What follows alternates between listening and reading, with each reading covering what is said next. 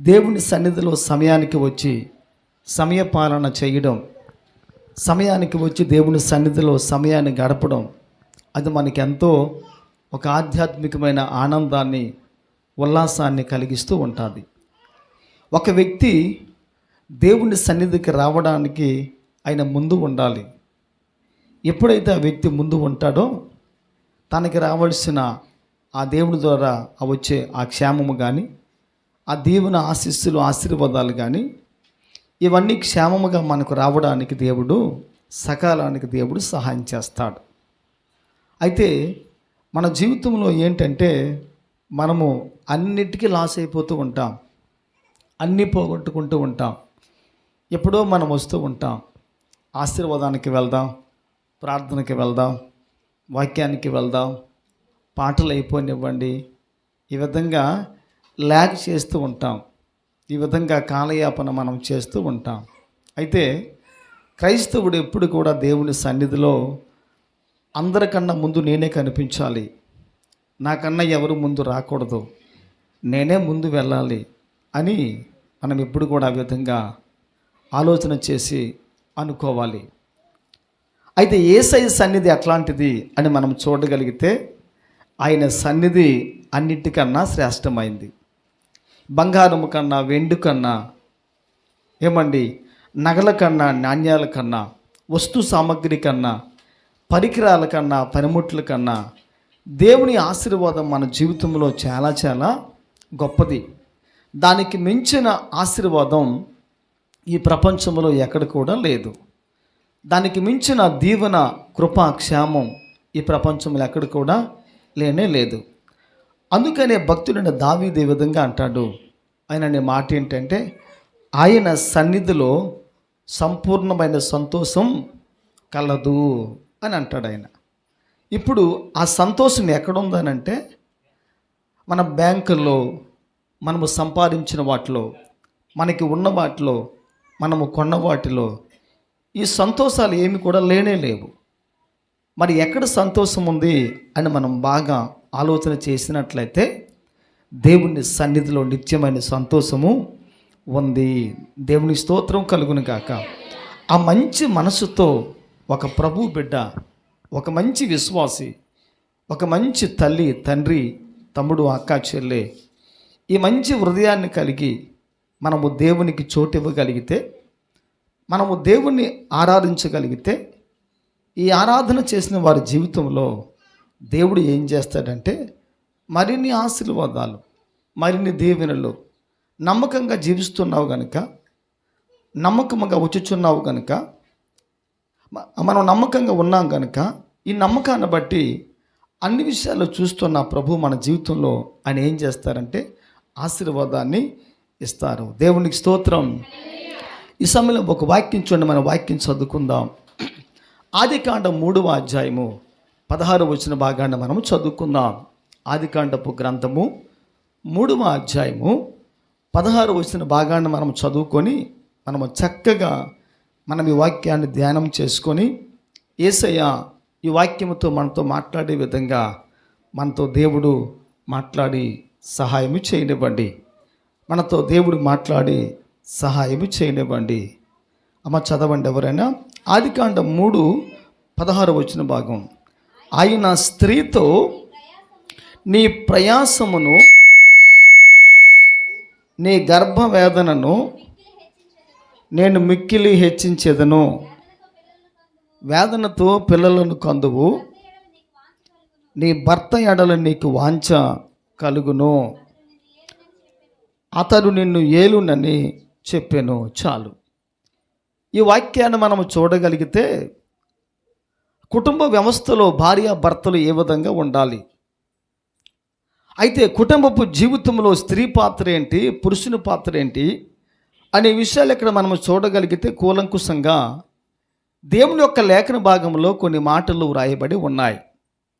ఇవి ఏ సందర్భంలో చెప్పబడ్డాయి అని మనం ఆలోచన చేయగలిగితే, ఆది మానవులు ఆదాము హవ్వలు దేవుని సన్నిధిలో ఆజ్ఞను అతిక్రమించి తప్పు చేసి అపరాధం చేసి వారు వెళ్ళిపోతూ ఉంటున్నప్పుడు, దేవుడు వారిని వెళ్ళగొడుతూ ఉంటున్నప్పుడు, ఆ దేవాది దేవుడు ఆదామును శపించాడు, హవ్వను కూడా శపించాడు, సర్పాన్ని కూడా శపించాడు, భూమును కూడా శపించాడు.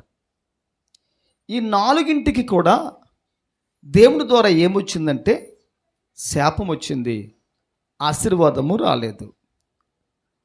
దేవుణ్ణి బాధ పెట్టేవిగా ఉన్నాయి, దేవుని మనసును గాయపరిచేవిగా ఉన్నాయి, దేవుని మనసును ఇబ్బంది కలిగించేవిగా ఈ నాలుగు కూడా మనకి బైబిల్ గ్రంథంలో కనిపిస్తూ ఉంటున్నాయి. ఆదాము శాపం వేరు, హవ్వ శాపం వేరు, అదేవిధంగా సర్పము శాపం వేరు, భూమి యొక్క శాపం కూడా వేరువేరుగా ఉన్నాయి. అయితే ఈ ఆదికాండపు గ్రంథం ఈ 3వ అధ్యాయం ఈ 16వ వచన భాగాన్ని మన వాక్యంలో చూడగలిగితే ఒక కుటుంబపు వ్యవస్థలో స్త్రీ ఎంత ప్రయాసపడుతుంది, ఎంత కష్టపడుతుంది, ఎంత ఇబ్బంది పడుతుంది, మరొక వ్యక్తికి ఆ తల్లి జననం ఏ విధంగా ఇస్తుంది, భార్య పట్ల భర్తకు, భర్త పట్ల భార్యకు ఎటువంటి ప్రేమాభిమానాలు ఉంటాయో అనే విషయాన్ని ఇక్కడ మనము బైబిల్ గ్రంథంలో చూస్తూ ఉంటున్నాం. కొన్ని కుటుంబాల్లో పెళ్ళైన కొత్తలో భార్య మైసూరు పాకు తెమ్మంటే ఈ భర్త మైసూరు వెళ్ళిపోయి మైసూరు పాకు తెస్తాడు. పెళ్ళైన కొత్తలో పాలకోవ తెమ్మంటే ఈ భర్త పాలకొండ వెళ్ళిపోయి పాలకోవ తెస్తూ ఉంటాడు. పెళ్ళైన కొత్తలో ఏమన్నా చిన్న తాడు కొనమంటే 6 బార్ల తాడుకో అంటాడు. పెళ్ళైన కొత్తలో ప్రేమ ఎలాగుంటుందంటే పరమగీతాల వలె ఉంటుందంట. ఏ విధంగా ఉంటుంది? పరమగీతం వలె ఉంటుంది. కాస్త కాలం గడిచే కొద్ది ఏమవుద్దంట? ఏమవుద్ది? అంతా వ్యర్థం వ్యర్థం వ్యర్థం వ్యర్థం అంటాడనమాట. ఇంకా కాస్త ఏమండి దినాలు గడిచే కొద్ది ఏమవుద్దంట? ప్రేమ విలాప వాక్యాలే. ఎందుకు పెళ్లి చేసుకున్నాను, ఈ దొంగ సచ్చినోడు అంటదాయమ్మ. ఎందుకు పెళ్లి చేసుకున్నాను, ఈ దొంగ సచ్చినోడిని దొంగ సచ్చినోడిని చెప్పే ఇద్దరు కూడా తిట్టుకుంటూ, దెప్పుకుంటూ, అనుకుంటూ, ఆడుకుంటూ, చేసుకుంటూ చాలా చాలా చేస్తూ ఉన్నారు. దేవుని మహాకృప ఏంటంటే ప్రతి కుటుంబంలో కూడా భార్యాభర్తలు పగలు ఏమండి తిట్టుకుంటూ, కొట్టుకుంటూ, ఖర్చుకుంటూ, అనుకుంటూ, ఆడుకుంటూ ఉంటారు.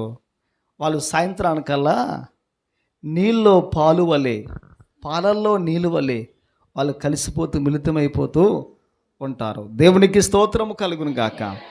ఈరోజు కుటుంబపు వ్యవస్థలో ఏముండాలంటే ప్రేమ ఉండాలి, క్షమాపణ ఉండాలి, అభిమానం ఉండాలి, ప్రేమించే మనస్తత్వాన్ని ఒక వ్యక్తి దేవుని సముఖంలో కలిగి ఉండాలి. ఇటువంటి వ్యక్తులుగా ఒక వ్యక్తి ఉంటే, భార్యాభర్తలు ఉంటే వీళ్ళ మధ్యన ఎటువంటి మంచి ప్రేమ ఉంటుందంటే ఆ ప్రేమ ఎప్పటికీ విడిచిపోదనమాట. ఇలా ప్రేమ బెల్లం వల్లే ఉంటుందంట. ఆ తర్వాత సెకండరీ ఏమండి వెళ్ళే కొద్ది ఏముంటుందంటే ప్రేమ అంతా అల్లమైపోద్దనమాట. అగరు, చేదు, అబ్బా చాలా కారం, చాలా పులిపి అని చెప్పి ఈ విధంగా ప్రేమంతా కూడా ఏమండి బెల్లమంతా పోయి అల్లంగా మార్చబడుతుంది.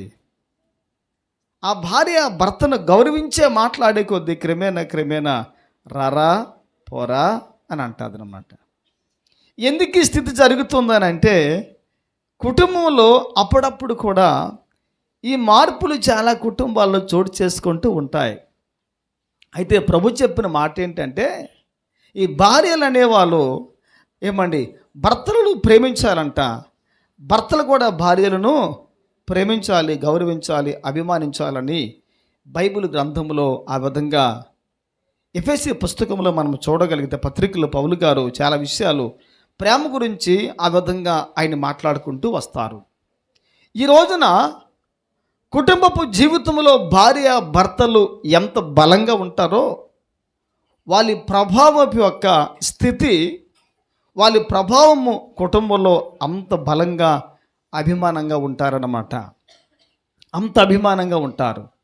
కుటుంబంలో భార్యాభర్తలు ఎంత ప్రేమగా, సంతోషంగా, ఆనందంగా కలిసిమెలిసి ఉంటారో ఆ కుటుంబంలో అంత ఆశీర్వాదకరమైన జీవితం ఉండడానికి ఆ బిడ్డలు కూడా సమాధానకరంగా ఉండడానికి ఆ పిల్లల్లో కానీ, ఆ కుటుంబంలో కానీ, ఆ ప్రక్క కుటుంబాల్లో కానీ వీళ్ళు పొందుకున్న ఆ అనుభూతి, ఆ ప్రేమలన్నీ కూడా ఆ ప్రక్కకు ప్రాకే అవకాశం కూడా ఈరోజు ఉంది అని మనము గ్రహించి మనం ఏదైనా ఆలోచన చేయగలగాలి. దేవుని స్తోత్రం కలుగును గాక. క్రైస్తవ కుటుంబాలు క్రీస్తుని కలిగి ఉండాలి, కానీ క్రైస్తవ కుటుంబాలు కర్కోటంగా ఉండకూడదు. క్రైస్తవ కుటుంబాలు కనికరం లేని కుటుంబాలుగా ఉండకూడదు. క్రైస్తవ కుటుంబాలు కన్నింగ్ కుటుంబాలుగా ఉండకూడదు. క్రైస్తవ కుటుంబాలు ఎప్పుడు కూడా క్రీస్తుని ఈ లోకానికి చూపించగలిగిన క్రైస్తవ కుటుంబాలుగా ఉండాలి, ఎప్పుడు కూడా ఉండాలి. ఆ విధంగా ఉండాలి. ఆ విధంగా ఉంటే నిజంగా చాలా దీవెనకరంగా, ఆశీర్వాదకరంగా ఉంటాం. నేడు అనేకమైన కుటుంబాల్లో సమాధానం ఉందానంటే చాలామంది చెప్పే సమాధానం ఏంటంటే, అమ్మా మీ కుటుంబాల్లో సమాధానం ఉందా అని అడిగారు అనుకోండి, సేవకులు అడగలండి, అడిగాను అనుకోండి కొన్ని బుర్రలు ఇలా తిరుగుతాయి. ఏదో మీకే తెలియాలండి అని కొందరు, ఉందో లేదో మాకే తెలియదండి అనుకునేవారు కొందరు, ఏదో కొద్దిగా ఉందలాంటి అని చెప్పుకునేవారు కొందరు. ఉందో లేదో తెలియదు, పొందుకుంటున్నామో లేదో తెలియదు, మన కుటుంబాలు దేవుని కొరకు దగ్గరగా ఉన్నాయో లేదో మనకే తెలియదు. ఇటువంటి విధంగా క్రైస్తవ కుటుంబం యొక్క వ్యవస్థ ఉంటే ఈ కుటుంబాలు దేవుని చూసి ఈ కుటుంబాలు సమాజానికి ఏమి నేర్పిస్తాయి? ఈ కుటుంబాలు సంఘానికి సాటి వ్యక్తికి ఏ విధంగా సాక్షార్థంగా మన జీవితం దేవుని కొరకు ఉండగలదో మనం జీవించగలం.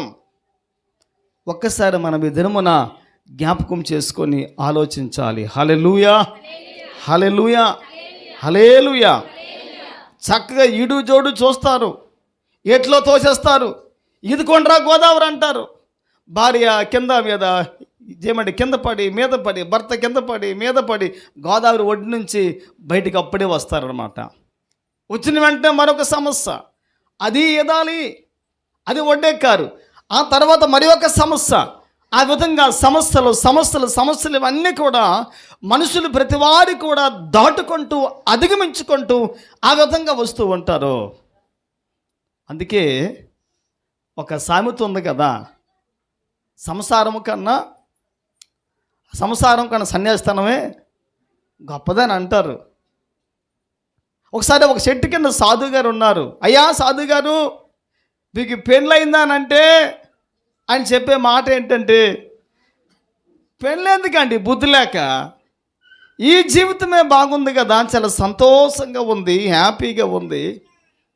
ఏదో ఒక 3 ఊళ్ళకి వెళ్తాను, అడుక్కుంటాను, వాళ్ళు భిక్షాటన చేస్తే వాళ్ళు భిక్ష వేస్తారు, వస్తాను, హ్యాపీగా ఎక్కడో దగ్గర తింటాను, ఏమండి ఆ బియ్యం అమ్ముకుంటాను, డబ్బులు ఇస్తారు, వడ్లకి వెళ్తాను, తింటాను, ఏమండి మళ్ళీ రొటీన్కి వెళ్ళిపోవచ్చు అని చెప్పి తన జీవితాన్ని గురించి, ఆ విధంగా హ్యాపీనెస్ గురించి ఆ వ్యక్తి ఆ విధంగా సాధుగారు మాట్లాడుకుంటూ వస్తున్నారు. మరి బిడ్డలు లేరా అని అంటే, నాకు భార్య లేదండి అని అంటున్నాడు ఆయన. భార్య లేదు, బిడ్డలు లేరు, సంసారం లేదు, సాగరం లేదు, ఏమీ లేదు, ఒంటరిగా వ్యక్తి వెళ్ళిపోతూ ఉంటున్నాడు. అయితే కుటుంబ వ్యవస్థను దేవుడు స్థాపించాడు. ఆయన ఆదాముకు అవ్వను ఏ విధంగా ఇచ్చాడు దేవుడు? ఏ విధంగా ఇచ్చాడు? సాటి అయినా సహకారినిగా, గృహిణిగా, జీవితంలో సగభాగముగా, భాగస్వామిగా దేవుడు స్త్రీని ఆదాముకు ఆ విధంగా ఇచ్చాడు. దేవునికి స్తోత్రం కలుగును గాక. కొందరు భర్తలు అంటారు, ఈమె నాకు భార్య కాదండి, ఈమె నాకు మేక అనేవారు ఉన్నారు. మేకుగా ఉండకూడదు, మేకుగా ఉండకూడదు. ఆ వ్యక్తి ఎలాగుండాలి? భార్యగా, భర్త కష్టంలో, శ్రమలో, బాధలో, ఇబ్బందులో, కష్టాల్లో, కన్నీర్లో కూడా ఏమనాలంటే, నేను ఉన్నానండి అని అనాలి. నేను ఉన్నానండి అని చెప్పగలగాలి. భర్త ఏడుస్తూ ఉంటే కంటి నీళ్ళు తుడిచే విధంగా ఉండాలి. భర్త బాధపడుతుంటే బాధల్లో కూడా భార్య వాదార్చే స్త్రీగా ఆమె ఉండాలి. కొన్ని సందర్భాల్లో భార్య కూడా ఆ విధంగా బాధపడే స్థితి వస్తుందన్నమాట. ఆ స్థితి వచ్చినప్పుడు మనోడు ఏం చేస్తాడంటే 3 పూట్ల 3 కొంచాలలాగా వస్తాడు, నాయుడులాగా వస్తాడు, తినేస్తాడు, చూస్తాడు, వెళ్ళిపోతాడు అంతే. పాపం అక్కడే భార్య ఏడ్చి మూలుగుతూ జ్వరంతో ఉంటుంది, బాధపడుతుంది, ఏమండి మూలుగుతూ ఉంటుంది, దుప్పటి కప్పుకుంటుంది, చాలా ఇబ్బంది పడి చాలా సమస్యలతో బాధతో ఉంటుంది అన్నమాట. ఇంత బాధలో ఉండామని కూడా అంటాడు, ఏమే వడ్డించు అని అంటాడు, ఏమే నీళ్ళు పెట్టావా అని అంటాడు. ఉప్పు తక్కువైంది ఈరోజు, ఏదో కొద్దిగా బాధపడిపోయిందండి, కొద్దిగా ఎక్కి పడిపోయిందండి, ఆరోగ్యం బాగలేక ఆ వంటగాడికి వెళ్ళినప్పటికి ఏమైందండి, తల జోపించి బీపీ వచ్చి జోపిస్తుందండి. ఒక రవి ఎక్కువ, ఈ మధ్యలోకి పెరిగిందిలే బాగా, ఉప్పు ఎక్కి వేసేస్తున్నావు, ఏంటి సంగతి అని అంటాడు మనోడు. ఇంట్లో ఎవరైనా సుప్రీం పరిపాలించే వ్యక్తి, పరిపాలకుడు అన్నమాట. ఏవేవో చేస్తూ ఉంటారు, ఏవేవో గట్టిగా గంభీరంగా మాట్లాడుతూ ఉంటారు. చిన్న తప్పు దొరికితే చాలు, స్త్రీలలో పురుషులు మాత్రం దాన్ని లాగి ఏమండి ఈ విధంగా చేస్తూ ఉంటారు. దేవుని స్తోత్రం కలుగును గాక. భర్త భార్య తప్పును చూపిస్తూ ఉంటే భార్య చేసే పని ఏమిటంటే ఎప్పుడు కూడా ఆ భర్తను కవర్ చేసుకుంటూ వస్తుంది. అమ్మా మీ భర్త తాగుతాడా? నెవర్, నా భర్త త్రాగడండి. అమ్మా మీ భర్త అబద్ధం ఆడతాడు, జులాయ్ అంటే ఎవరన్నారండి? వాడిని తీసుకోరా అని చెప్తాను నేను. నా భర్త అంత ధర్మరాజు ప్రపంచంలో ఎవరు కూడా లేరు. నా భర్త ధర్మరాజులకు ధర్మరాజు. ఏమంటారు? ధర్మరాజులకు ధర్మరాజు నా భర్త. ధర్మానికి ప్రతిరూపం మారిపోయానని చెప్పి ధర్మాన్ని అధర్మంగా మార్చి నా భర్తే ధర్మం అని చెప్పి స్త్రీలు కూడా ఉన్నారు. దేవుని స్తోత్రం కలుగును గాక. అంటే అర్థం ఏంటంటే భారతదేశ సాంప్రదాయ ప్రకారంగా స్త్రీలు భర్తలను బాగా ప్రేమిస్తూ కాపాడుతూ ఏమండి సేవ చేస్తూ వస్తున్నారు చాలామంది భర్తలు ఈ రోజున. భార్యలు హల్లెలూయా అవునంటారా కాదంటారా? పురుషులు చెప్పాలి, అవునంటారా కాదంటారా? మోసే గారు నిజమేనండి, అది వాస్తవమే, లగ్న సత్యం అని చెప్తున్నారు ఆయన. దేవుని స్తోత్రం, హల్లెలూయా. ఆయన ద్వారా జ్యోతమ్మ గారికి ఏ బాధలు లేవు. ఆయన త్రాగేవాడు కాదు, తిరిగేవాడు కాదు, తినేవాడు కాదు, సుట్ట తాగేవాడు కాదు, అబద్ధం ఆడేవాడు కాదు, ఏం లేదు. ఆయన ద్వారా బాధే లేదు. దేవుని స్తోత్రం, హల్లెలూయా. ఈరోజు క్రైస్తవ కుటుంబంలో ఏం చేయాలంటే ఈ యొక్క ధర్మాలు, కనీస ధర్మాలు ఈ రోజున క్రైస్తవ కుటుంబాల్లో ఉంటే నిజంగా చాలా మంచిది. అది కుటుంబ వ్యవస్థ. అయితే మరొక వ్యవస్థ ఉంది. ఆ వ్యవస్థ ఏంటంటే సంఘపు వ్యవస్థ. దేవునికి స్తోత్రం కలుగును గాక. ఈ సంఘము స్త్రీ అంట. ఈ సంఘానికి ఏమండి ఆత్మీయ భర్త ఎవరంటే ప్రభువైన యేసుక్రీస్తు ప్రభులు వారంట. ఆయన ఆత్మ సంబంధమైన పురుషునిగా పోల్చి చెప్పబడుతుంటే ఈ సంఘం ఎవరు? ఆత్మీయమైన భార్య అంట. చూడండి, కొన్ని సంవత్సరాలు అయిన తర్వాత ఆ ఇంటిలో క్యావ్ అనే శబ్దం లేకపోతే ఏమంటారు? ఏ శబ్దం అది? అంటారన్నమాట. అంటే ఏమంటారు? ఒక చిన్న బాబు యొక్క స్వరం వినాలని చెప్పి ఆ ఇంట్లో ఆ మామలు, ఆ తాతలు, ఆ అమ్మమ్మలు అందరూ కూడా ఏమండి ఎంతో 1000 కళ్ళతో కాయలు కాసే విధంగా చూస్తూ ఉంటారనమాట. 5 ఏళ్ళైంది, 10 ఏళ్ళైంది. ఆ తర్వాత ఏమండి ఆ స్త్రీ మీద ఉన్న ప్రేమ అంతా ఏమవుతుంది చెప్పండి ఒకసారి? ఏమవుతుంది చెప్పండి అమ్మ ఒకసారి. ఏమవుతుంది? చచ్చిపోతుంది. అప్పుడు అత్తమ్మా అని అంటే అనేది చెప్పమ్మా అని అంటుంది అన్నమాట. ఎవరు?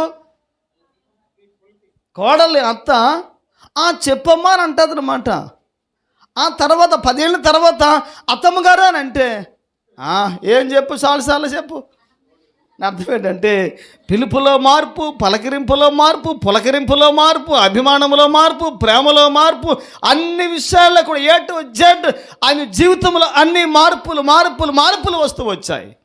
ఎందుకంటే ఒక సంతానాన్ని ఆ స్త్రీగా ఆమె స్త్రీ ధర్మాన్ని కలిగి బయటికి ఇవ్వలేదు కనుక ఆమె మీద ఉన్న ఆ ప్రేమ అత్తమామలకు కానీ బంధువులకు, స్నేహితులకు, అందరికీ కూడా దినదినము తరిగిపోతూ వస్తుంది. అమ్మ నువ్వు నీళ్ళు మోయకమ్మా, నేనే మోస్తానమ్మా. అమ్మ నువ్వు ఆ సట్టి కూడా ఎత్తకమ్మా, ఆ ప్లేట్ కూడా ఎత్తనివ్వరండి ఆ రోజున. అంటే అర్థం ఏంటంటే వాళ్ళు వారసుని మోస్తే ఎంత ఘనత ఉంది. ఆ తల్లికి ఎటువంటి ఫలము లేకపోతే ఆడే మాటలు మరొకంగా ఉంటాయి, కలిగి ఉంటే మాటలు మరొక రకంగా ఉంటాయి. అంటే మనుషులు ఎంత స్వార్థపరులో, మనుషుల్లో ఎంత ప్రేమ అభిమానాలు ఉన్నాయో ఒక్కసారి మనం ఈ దినమున జ్ఞాపకం చేసుకుని మనం ఈ దినమున ఆలోచించాలి. హల్లెలూయా, హల్లెలూయా. ఈ సమాజంలో ఒక స్త్రీకి సంతానము లేకపోతే ఆ ఇంటి వారు కానీ, కన్నవారు కానీ, బంధువులు, స్నేహితులు ఆ విధంగా ఆడిపోసి ఆ విధంగా అనుకుంటూ ఉంటారు. ఒక చిన్న ప్రశ్న, జీవము కలిగిన స్త్రీ అనే సంఘము దేవుని కొరకు ఒక్క ఆత్మనైనా కనకపోతే, సంపాదించకపోతే నిన్ను దేవుడు ఏ విధంగా అనాలి, ఏమనాలి, ఏ పేరు పెట్టి పిలవాలి నిన్ను? ఏ పేరు పెట్టి పిలవాలని నిన్ను? మనము క్రీస్తుని నమ్ముకొని ఆ పెళ్ళైన స్త్రీ వాళ్ళే 5 ఏళ్ళు, 10 ఏళ్ళు, 20 ఏళ్ళు, 25 ఏళ్ళు, 30, 40, 50 సీనియారిటీ అన్నీ మన జీవితంలో భక్తికి మనమే ప్రతిరూపం. నా అంత ప్రార్థనా పరుడు, నా అంత ఆత్మీయురాలు, నా అంతటి భక్తి జీవితం కలిగిన వ్యక్తి ఒక్కరు లేరు. ఇమ్మానుయేలు సంఘంలో నేనే. ఎవరు? ఎవరు? నేనే భక్తిపరుణ్ణి, నేనే ప్రార్థనా జీవితం కలిగిన వాడిని, నేనే ఆత్మీయ జీవితం కలిగిన వాడిని, అన్నీ నేనే. ఆత్మను సంపాదించకపోతే ఈ సంఘం అనే స్త్రీకి దేవుడు పెట్టే పేరేమిటంటే గొడ్డి వ్యక్తి అని చెప్పి దేవుడు పిలిచే ఆవశ్యకత ఈరోజు మన జీవితంలో ఉంది. హల్లెలూయా, హల్లెలూయా. ఈ ఆదికాండం 3:16లో మన వాక్యాన్ని చూడగలిగితే అదే సంఘటన ఆత్మ సంబంధంగా నేటి క్రైస్తవ సంఘాన్ని ఉద్దేశించి దేవాది దేవుడు, పరిశుద్ధాత్మ దేవుడు సంఘాల గురించి రాయబడిన ఒక మంచి ఆధ్యాత్మికమైన లేఖన భాగం.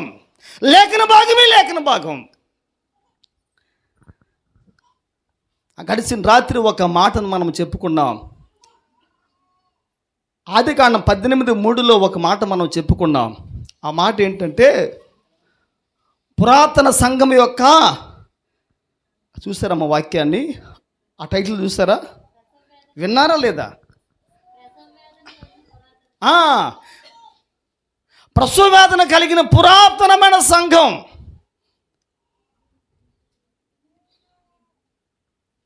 అయితే ఈ వాక్యం ఎంతమందిలో ప్రభావాన్ని చూపిస్తుందో తెలియదు, కానీ నిజంగా అద్భుతమైన సందేశం అది. శారా అనగా రాణి, అబ్రహాం అనగా విశ్వాసులకు తండ్రి, రాజుగా ఉన్నాడు. అనగా రారాజు అయిన దేవుని యొక్క సంఘం ఈ రోజున రాణిగా పిలువబడితే ఈ సంఘం యొక్క వయసు 80-90 ఏళ్ళు అయినప్పటికీ కూడా ఆ సంఘము పురాతనమైన సంఘముగా పిలువబడి దేవుని కొరకు ఆత్మను సంపాదించే సంఘముగా ఉంటే ఆ సంఘము ఎంత ఎదిగినా సరే దాని స్థితి అంతా కూడా లోకములో వ్యర్థంగా మార్చబడతాయి. ఆ మాటలు వింటున్నప్పుడు నిజంగా అనేకమైన సంఘాలు మేలుకొల్పబడాలి. ఆ సంఘాలు జాగరూకులుగా ఉండాలి. ఆ సంఘాలు నిద్ర మేలుకొల్పబడాలి.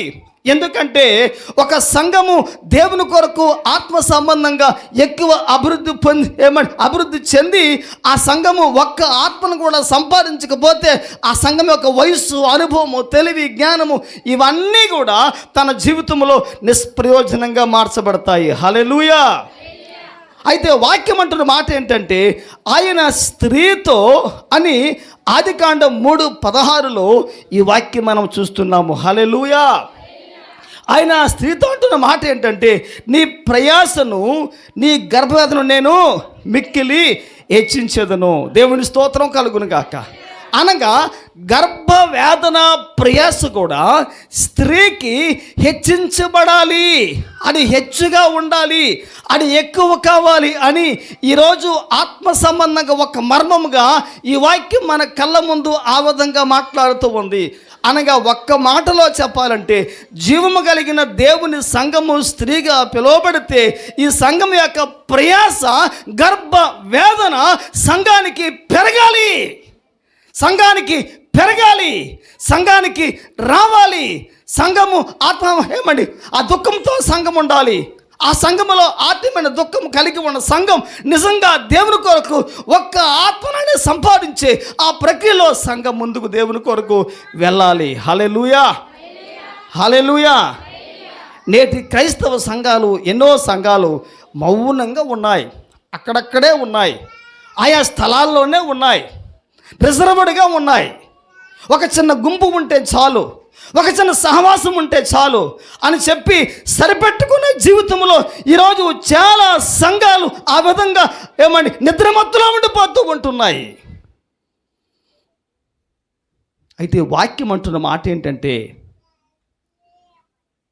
ఎబ్బేజును దేవుడు దీవిస్తూ అంటున్నాడు, నీ గుడారపు తాళను నీవు పెంచాలి, విస్తరించాలి, ఎస్టాబ్లిషన్ చేయాలి, అది విస్తరించి విస్తరణ కలిగి అభివృద్ధి చెందుతూ ఉండాలి.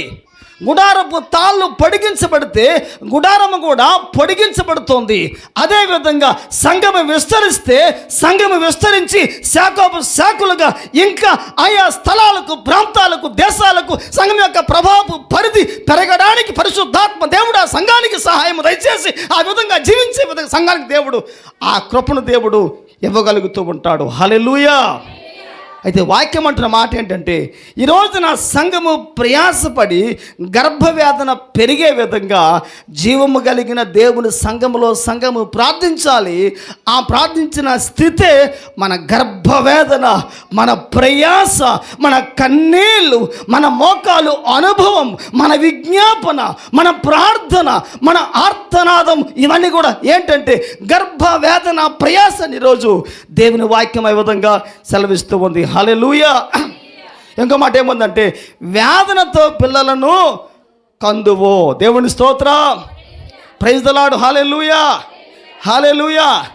ఈ భూప్రపంచంలో అమ్మ మీరు బాగా వినాలి, వింటున్నారా అమ్మ, వింటున్నారా? నేను ముగిస్తానంటే అప్పుడు రెండో మాట వాక్యం అంటున్న మాట ఏంటంటే, వేదనతో పిల్లలను కందువో. దేవుని స్తోత్రం. ఒక చిన్న ప్రశ్న, ఏ తల్లి కూడా వేదన పడకుండా ఒక శిశువుకు జన్మను ఇవ్వడం భూప్రపంచంలో అసాధ్యం, అసాధ్యం, అసాధ్యం. ఒక స్త్రీ గర్భవేదన కలిగి, ప్రసవ వేదన కలిగి ఏమండి మరణమోగనంతగా ఆ తల్లి ఎంతో బాధపడి, వేదన పడి ఏమండి ఆ పుట్టబోయే బిడ్డ కొరకు ఆ తల్లి ప్రాణమును పణముగా పెట్టి, నా ప్రాణము పోయినా పర్వాలేదు, నా బిడ్డ బ్రతకాలి అని సదుద్దేశంతో ఆ తల్లి ఎప్పుడు కూడా ఎంత ప్రయాసతో ఒక శిశువుకు జననము ఆ తల్లి ఇస్తూ ఉంటుంది. హల్లెలూయా, హల్లెలూయా, హల్లెలూయా.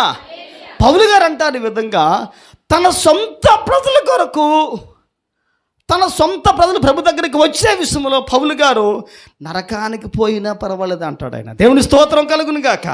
అంటే అర్థం ఏంటి? నా ప్రజలు ఏమండి పరలోకానికి వెళ్తారంటే నేను ఒక్కనే కదా, అన్ని లక్షల వేల మంది మధ్యలో అన్ని వేల మంది పరలోకానికి వెళ్ళి నేను ఒక్కడిని పరలోకానికి వెళ్ళకపోయినా ఏమండి పర్వాలేదని చెప్పి పౌలు గారు ఆ విధంగా తనను శపించుకుంటూ తన జనాంగము మేలు కోరి అంత కఠినమైన మాట పౌలు గారు ఆ విధంగా ఆయన మాట్లాడుతూ ఉంటున్నారు. దేవుని స్తోత్రం కలుగును గాక. తన స్వజనుల పట్ల పౌలు గారు అంత త్యాగము చేసి నరకానికి వెళ్ళాలని చెప్పి ఏమని పౌలు గారు ఆ విధంగా ఆయన మాట్లాడుతూ ఉంటున్నారు. ఈరోజు ఒక చిన్న ప్రశ్న, నువ్వు రక్షించబడ్డావు, నువ్వు బాప్తిసం పొందుకున్నావు, నువ్వు రక్షణ పొందుకున్నావు, నువ్వు విశ్వాసం ఉంచావు, నువ్వు మారు మనసు పొందావు. రక్షణ, మారు మనసు, విశ్వాసం పొందిన నీ జీవితంలో నువ్వు ఒక్క వ్యక్తివే పరలోకానికి వెళ్తే సరిపోతుందా? నీ ఒక్క వ్యక్తివే పరలోకానికి వెళ్ళి ప్రవేశిస్తే నీ జీవితం సార్థకం అవుతుందా అంటే, ఈరోజు మన చుట్టూ దేవుడు బంధుత్వాలు పెట్టాడు, బాంధవ్యాలు పెట్టాడు. తల్లి, తండ్రి, అక్క, చెల్లి, అన్న, తమ్ముడు, భార్య, భర్త, ఈ బంధుత్వాలు చాలా విలువైనవి.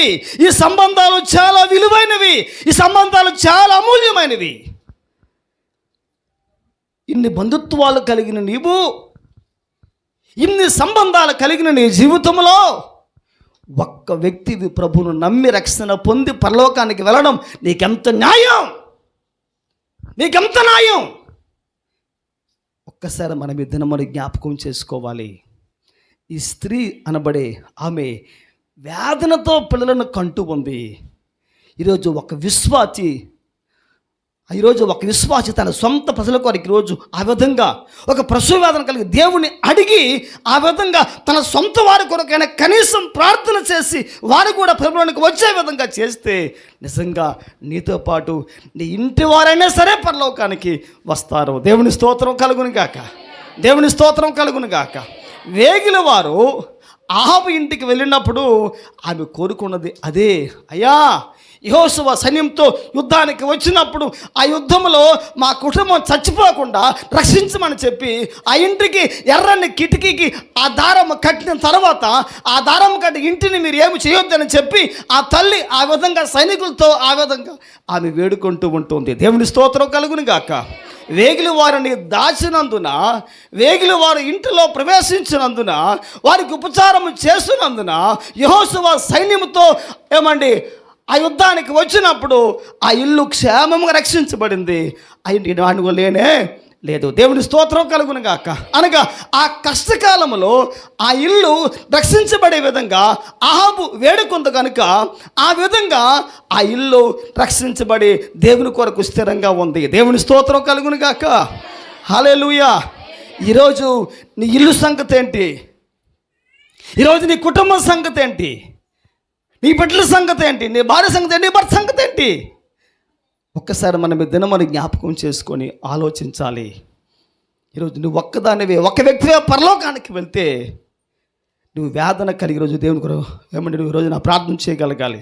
వేదన కలిగిన ప్రార్థన ఒక వ్యక్తి కలిగి ఉంటే జీవితంలో ఆయన కూడా ఆత్మను సంపాదించి తనతో పాటు కొంతమందినైనా పరలోకానికి వెళ్ళగలిగే ఆ స్వాచ్ఛములో చేర్పించే వ్యక్తిగా, స్త్రీగా పిలువబడి ఈ సంఘం ఈ దిన మన ప్రభు కొరకు కనీస ధర్మం, కనీస బాధ్యత వహించి ఆత్మను సంపాదించి ఆ ప్రక్రియలో ఒక అడుగు సంఘం ముందుకు వేయగలిగితే కొంతమంది అయినా సరే రక్షించబడి పరలోకానికి వెళ్ళగలుగుతారు. దేవునికి స్తోత్రం కలుగును గాక, దేవుని స్తోత్రం కలుగును గాక.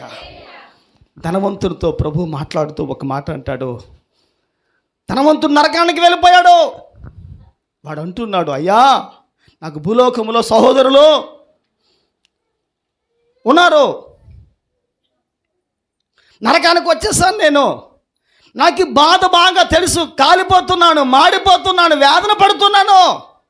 వాళ్ళు ఈ స్థలానికి రాకుండా మీ దాసులను పంపించి సువార్త చేయమని చెప్పి నరకములో ఉన్న వ్యక్తికి బాధ ఉంది. నరకములో ఉన్న వ్యక్తికి ఆత్మల సంపాదన గురించి ఆరాటం ఉంది. బ్రతికి ఉన్న నీకు ఈరోజు ఆరాటం ఉందా? లేదే. సంఘానికి వస్తుంటున్నా, వెళ్ళిపోతున్నావు, నీకు ఆరాటం ఉందా? లేదే. నీవు ఎవరంటే వాక్యం అంటుంది, బాధ్యత లేడీస్ సంఘముగా, స్త్రీగా, విశ్వాసగా ఒక వ్యక్తి దేవుని సముఖంలో ఉంటే తన జీవితాన్ని బట్టి దేవుడు చాలా బాధపడి నొచ్చుకుంటాడు. ఆయన దేవుని స్తోత్రం కలుగును గాక, దేవుని స్తోత్రం కలుగును గాక. యేసయ్య వచ్చే లోపల మన భర్తలు మార్చబడాలి. చెప్పండి హల్లెలూయా. యేసయ్య వచ్చే లోపల మీ బిడ్డలు మార్చబడాలి. చెప్పండి హల్లెలూయా. యేసయ్య వచ్చే లోపల మీ పొరుగు వారు మార్చబడాలి. చెప్పండి హల్లెలూయా. యేసయ్య వచ్చే లోపల మన గ్రామాలు మారాలి. చెప్పండి హల్లెలూయా.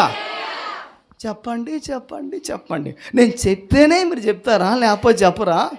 వేదన లేకపోతే ఈ వేదన లేని సంఘాలు ఈ రోజున పరలోకానికి ఎత్తబడవు, పరలోకానికి వెళ్ళలేవు, పరలోకానికి వెళ్ళకుండా విడువబడతాయి. ఈరోజు మన సంఘం ఏ సంఘమో ఒక్కసారి జ్ఞాపకం చేసుకుందాం. సహోదరి సహోదరుడా, మనము కూడా సార్వత్రిక సంఘములో మనం ఉన్నాం. ఈ సంఘములో మనం ఉన్నాం. ఈ సంఘంలో నీవు నేను ఉంటూ ఈ విధంగా మనము దేవుని కొరకు ఇటువంటి భారము బాధ్యత లేకుండా జీవించినట్లయితే మనము ఎవరమో ఒక్కసారి మనము జ్ఞాపకం చేసుకుందాం. పౌలు గారికి ఆత్మల భారం ఉంది. నరకానికి వెళ్ళిపోయిన ధనవంతునికి ఆత్మల భారం ఉంది. బ్రతికి ఉన్న మనకి ఈరోజు ఆత్మల భారము లేదు.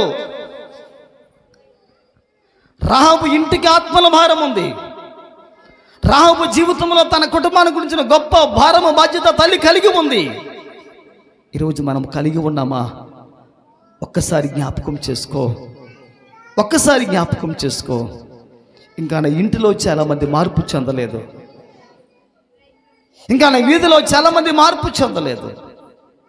ఇంకా నీ కుటుంబంలో చాలామంది మార్పు చెందలేదు. నీ వీధిలో చాలామంది మార్పు చెందలేదు. నీ ఊరిలో చాలామంది మార్పు చెందలేదు. వాళ్ళందరి బాధ్యత దేవుడు నీకు అప్పగించాడు. వాళ్ళ బాధ్యత నీదే, వారి బాధ్యత నీదే. వాళ్ళ కొరకు ప్రార్థించే బాధ్యత కూడా నీదే. వాళ్ళ కొరకు కన్నీరు కార్చే బాధ్యత కూడా నీదే. ఈరోజు ఒక్కసారి ఎప్పుడైనా నీ వీధి కొరకు, నీ ప్రాంతం కొరకు, నీ గ్రామం కొరకు ప్రార్థించావా? కన్నీళ్ళు కార్చావా? వేదన పడ్డావా? ప్రసవ వేదన స్త్రీ వలె దేవుని సముఖంలో లొంగి వంగి ఏడ్చి రోడించి ప్రలాపించావు ఎప్పుడైనా? ఒక్కసారి జ్ఞాపకం చేసుకో సహోదరి సహోదరుడా. ఈరోజే మనము ఆత్మల భారము కలిగి, దేవా నా సోజనులు, నా సొంత ప్రజలు, నా సొంత గ్రామస్తులు, నా ఊరు వారు, నా ప్రాంతపు వారు మార్చబడాలి నాయన. వారు ప్రభా మీరు వస్తే నరకానికి వెళ్ళిపోతారు, మీరు వస్తే నరకానికి వెళ్ళిపోతారు, నరకానికి వాళ్ళందరూ ప్రభావిత అయిపోతారు. తండ్రి మీరు రండి ప్రభా, మీరు రండి. మీరు వచ్చినప్పుడు నాయన మేము మా యొక్క గ్రామస్తులు అందరూ మీ పరలోకములో కనిపించాలి. యేసయ్య దేవుని అడుగుదాం. ఆత్మరక్షణ కొరకు, ఆత్మల సంపాదన కొరకు సంఘం ప్రయాసపడి, ఆరాటపడి, ఆశపడి ఆ విధంగా సంఘం ముందుకు సాగాలి.